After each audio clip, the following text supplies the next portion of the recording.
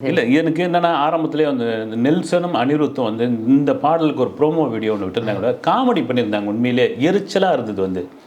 நெல்சனுக்கு வந்து நீங்கள் டாக்டரில் இதே வேலையை பண்ணியிருந்தார் இவரும் அனிருத்தும் சரி அதில் வந்து ஒர்க் அவுட் ஆகிடுச்சு ஏன்னா சிவகார்த்தியின் படம் அது ரைட்டு ஒர்க் அவுட் ஆகிடுச்சு பீஸ்டில் பண்ணார் பண்ணவுடனே அப்பயே கொஞ்சம் விஜய் ரசிகர்கள் அப்செட் ஆனாங்க ஏன்னா வர்றீங்களா ஒரு பெரிய ஹீரோ ஒரு மாஸ் ஹீரோவுடைய ஒரு சிங்கிள் சாங் வருது அப்படின்னா டக்குன்னு அந்த சாங்குக்கான ப்ரோமோவாக தான் இருக்கணுமே கண்டி நீங்களாம் ஆர்டிஃபிஷியலாக வந்து என்னையா சாங் போட்டானா இல்லையா என்ன நெல்சா நல்லா இருக்கிறியா ஏதோ வந்து அமைச்சூர் நாடகம் நடக்கும் இல்லைங்களா மேடையில் அதே ஏதோ தான் வந்து அதில் வந்து